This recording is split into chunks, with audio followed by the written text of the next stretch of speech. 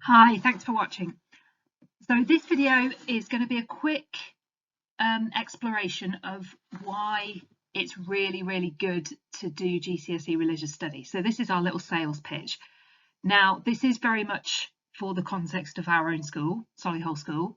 So if you're watching this from somewhere else, if you're not a member of Solihull School, some of it won't be relevant, but hopefully it will give you a good sense of what GCSE religious studies is all about, which is what I'm trying to do.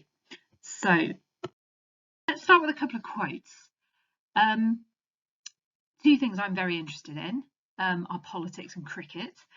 So what we've got here are John Kerry and Freddie Flintoff, both talking about how religious studies is something that's been incredibly important and useful to them in their lives.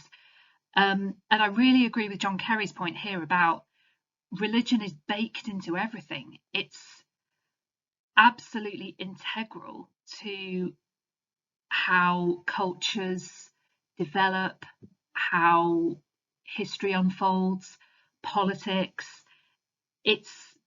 There's nothing that it isn't relevant to, really. So I like it to start with these quotes because I think they can be very thought-provoking in terms of starting to think about, whether this might be for you. Why does religious studies matter? There's more reasons than I could possibly talk about here, but like I just referred to there with John Kerry's thoughts, religion makes a massive difference to the world. You can't ignore it, and I think you ignore it at your peril. If you say, well, the world's getting more secular, religion's in the rearview mirror, religion's on its way out, there's a lot of evidence to suggest that actually that's not true. Secondly, it's about learning to be a plural thinker, accepting more than one idea at once. That's really important, I think, if you're going to be a successful thinker in today's world. So learning about different religions and worldviews, because there can be differences even within religion, opens your mind, challenges you, and you learn to articulate yourself. You learn to put these thoughts into words, which again is a crucial life skill.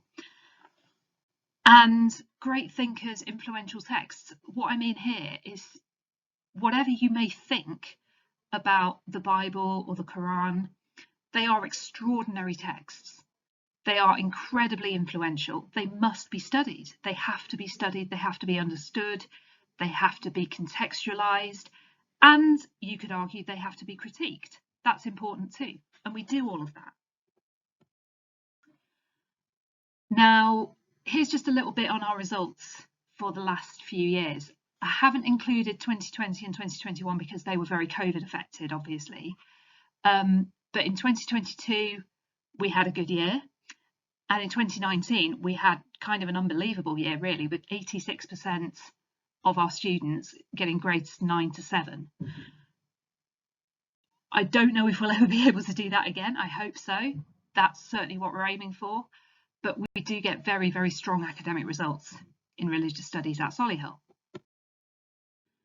So a few facts for you here.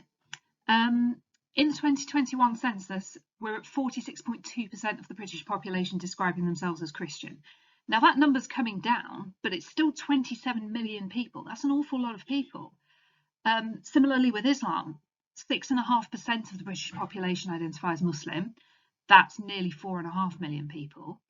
We've got Islam as the fastest growing religion in the world. And while Christianity may be going backwards a bit in Europe as Europe becomes more secular, it's growing very fast in other parts of the world, including East Asia. There's been a massive increase in the Christian population in places like South Korea, Africa, South America. The world isn't just about being in Britain. Young people are increasingly, part of a global community, and they need to understand what makes the people in that global community tick.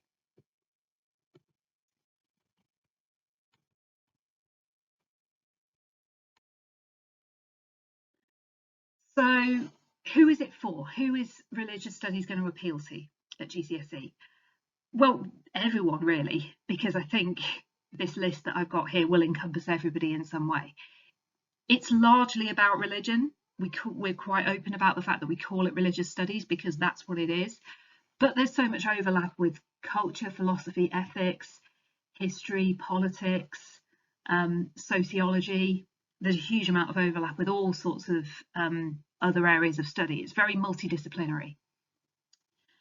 If you enjoy thinking, debating, arguing, having your assumptions challenged, if you want really good skills, if you want to be a plural thinker, someone who doesn't necessarily see the world in black and white, someone who can see complexity and nuance and then communicate this, these are skills that are sought after by employers. They want people who can think like this.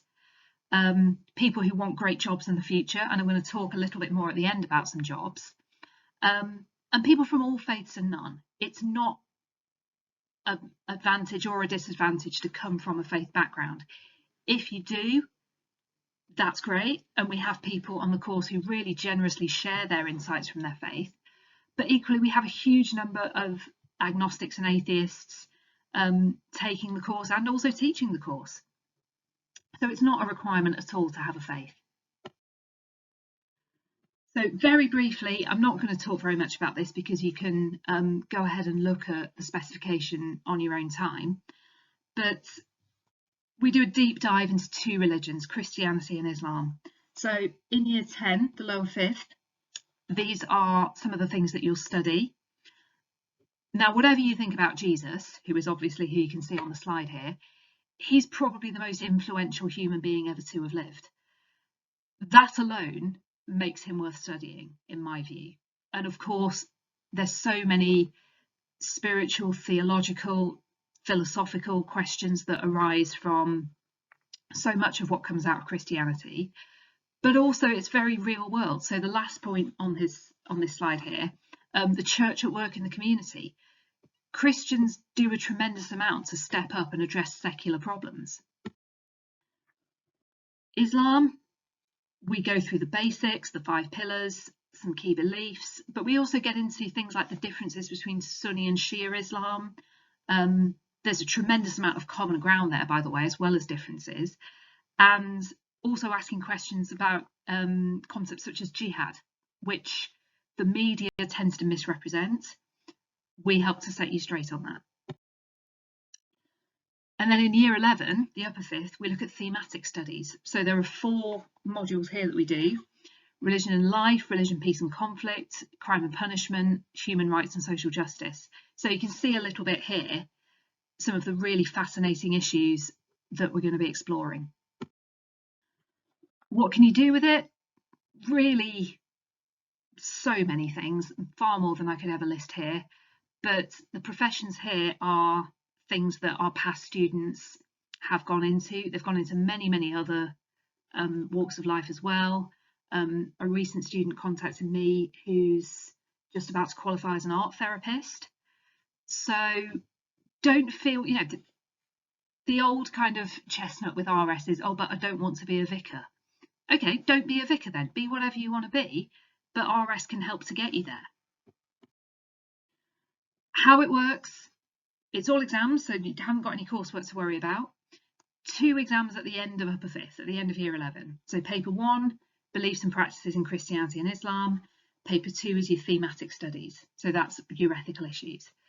The plan is that you will have the same teacher for the 2 years. You have 1, 2, 4, 5 and 12 mark questions. Now, if you're in the 4th form, you'll be very familiar with how most of these work. We haven't done 5 mark questions yet, but the rest we all have. And we use tons of different resources, including books, articles, lots of stuff on YouTube. We have our own YouTube channel. We use each other as well. We bounce ideas off each other. That's really important. Lots of co-curricular stuff to get involved in. We have Middle School Philosophy Club, which is thriving. We do a little bit of competitive philosophy as well. We enter the Philosophathon and the Ethics Cup, which are national competitions, and we have got to the national finals before. Lots to get involved with in Interfaith Week. We do quite a lot with the prep school. We have all sorts of resources to extend your thinking, all sorts of things we can lend you, that we can recommend. And we're planning trips and guests if good ones come along. Okay, this is just some general advice to remember when choosing your options. It's a 2-year commitment. 2 years is quite a long time. So you need to choose things that are going to inspire you and make you want to put in the work. You don't want to be stuck with subjects that you think are a drag. Grades can go up and down. So what you shouldn't do is think, well, you know, my grade in geography is higher than my grade in RS at the moment, so I'd better do geography. Well, yeah, maybe if you like geography more and if you feel that you are stronger at geography, but don't make the decision just based on your grades, because they can go up and down. Just because you've got a slightly higher grade at the moment doesn't necessarily mean that's your best bet. Very unwise to choose the same things as your friends, because you probably won't end up in the same class. It will be more of a hindrance than a help. And don't worry too much about the future, because you don't know yet probably what you're going to do. But a good set of GCSE results, that is currency, no matter what. A strong set of GCSE results matters more than what exact subjects they're in. Okay, that's it from me. But if you're interested, you can talk to any of the RS teachers at school. Come see me in my office, that's in Schoolhouse. If you want to talk more or borrow any resources or have a look at some of the textbooks we use. And remember, RS goes with lots and lots of different things. You don't have to be specialising in humanities. Lots of people do it with separate sciences. Lots of people do it with arts subjects. It goes with really anything. So thanks very much for listening. Hope you enjoyed that, and I'll see you soon.